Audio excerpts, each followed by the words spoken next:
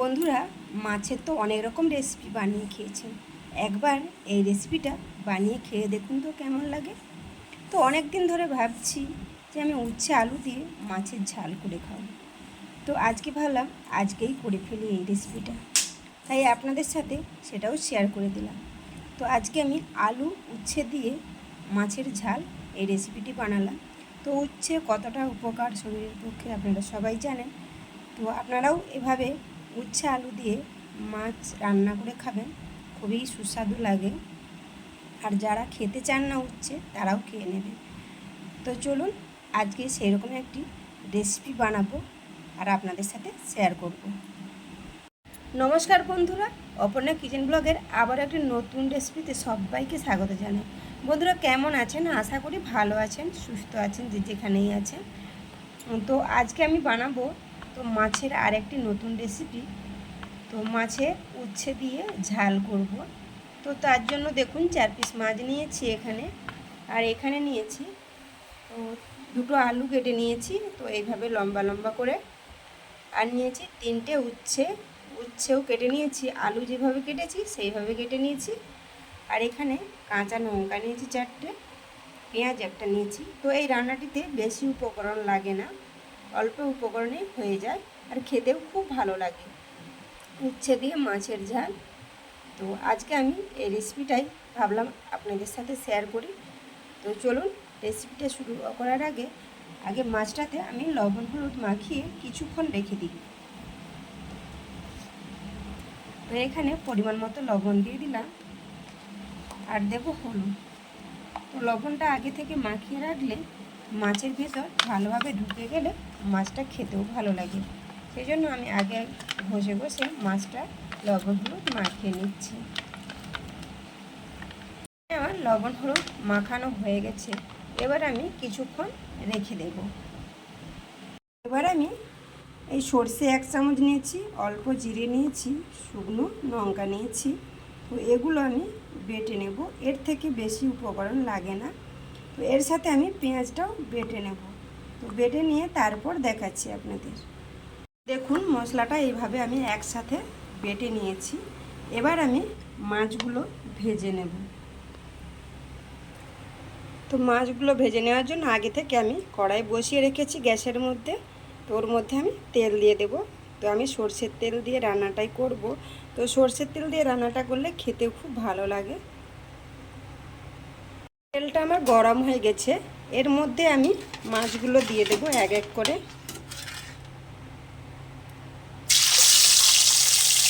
সব মাছগুলো দিয়ে দিয়েছি, এবার আমি একটু লাল করে ভেজে নেব।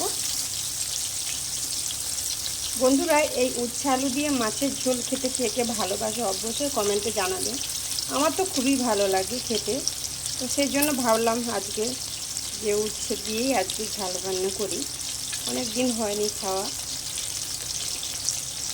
আমি মাছগুলো উল্টে নেব। তো এক পিঠ ভাজা হয়ে গেছে, আর একটু এভাবে উল্টে নেব।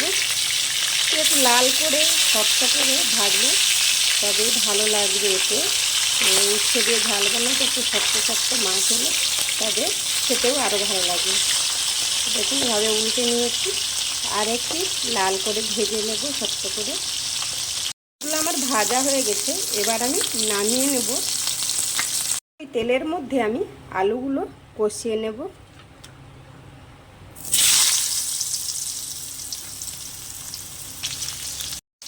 এর মধ্যে অল্প করে লবণ দিয়ে দেব, দিয়ে কষিয়ে নেব।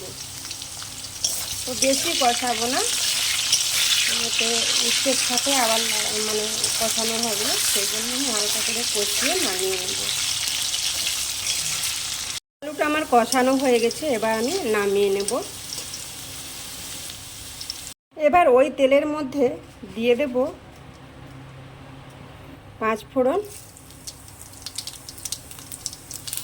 তারপর আমি উচ্ছেগুলো দিয়ে দেব। তো ফোড়নটা আমার লাল হয়ে ভাজা হয়ে গেছে, কারণ মাছ ভাজার তেলেই দিয়েছি, তেলটা আমার গরম ছিল। তো এবার আমি উচ্ছেগুলো দিয়ে দেব।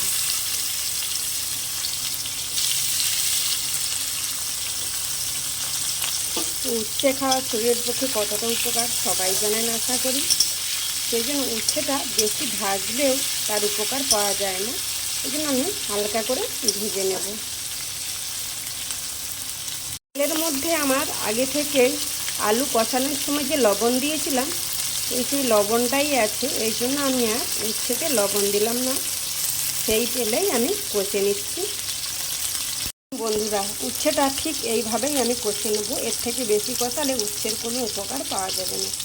এবার আমি দিয়ে দেবো 4টে কাঁচা লঙ্কা চিড়ে রেখেছিলাম, ওটা দিয়ে একটু কষিয়ে নেব।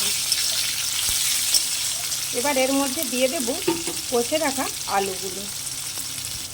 কষে রাখা আলুগুলো দিয়ে আবারও একটুখানি কষিয়ে নেব। মশলা যে বেটে রেখেছিলাম ওই মশলা বাটাটা দিয়ে।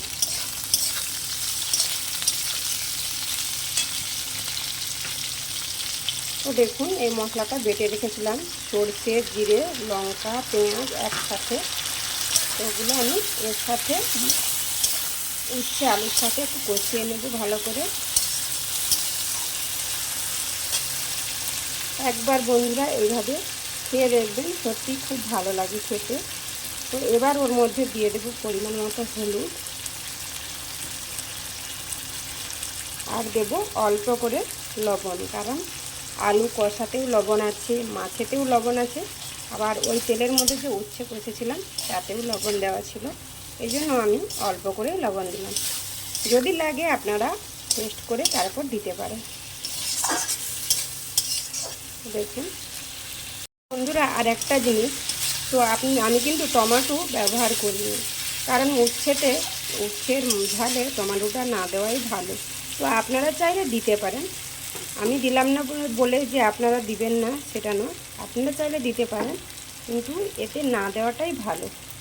দেখুন, কথা বলতে বলতে আমার কষানো হয়ে গেছে। তো এবার আমি পরিমাণ মতো জল দিয়ে দেব।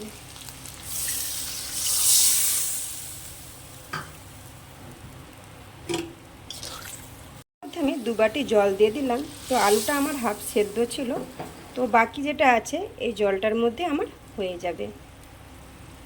এতে কিন্তু আমি কোনো গুঁড়ো মশলা ব্যবহার করিনি, আপনারা নিশ্চয়ই দেখতে পাচ্ছেন। তো আমি যেটুকু দিয়েছি মশলা, তো আমি তো প্রথমেই বলেছি যে খুবই অল্প উপকরণ লাগে। তো ওই জিরে, সরষে আর লঙ্কা, পেঁয়াজ বাটা একসাথে বেটে দিয়েছি। তো একসাথে বেটে দেওয়ার এর স্বাদ সম্পূর্ণ আলাদা, তো শিলনোড়াতে হলে আরও ভালো।